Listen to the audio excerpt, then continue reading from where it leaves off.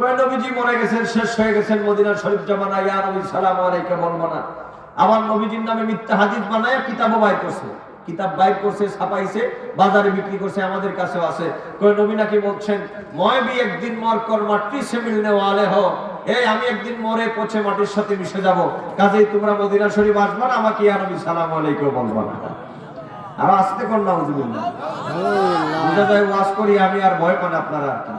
বড় করে বলেন না নাউজুবিল্লাহ। এই সমস্ত কথা যারা লেখে তারা কি ঈমানদার না বেঈমান? মানুষ তো শয়তান।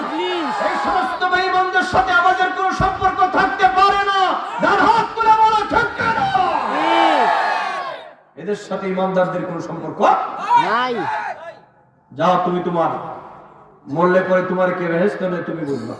আর আমরা জানি আমাদের নবী ছাড়া কোনো উপায় নাই। সুবহানাল্লাহ বলেন, সুবহানাল্লাহ, সুবহানাল্লাহ। একটু যদি পড়ুন লা ইলাহা ইল্লাল্লাহ, লা ইলাহা ইল্লাল্লাহ, লা ইলাহা ইল্লাল্লাহ, লা ইলাহা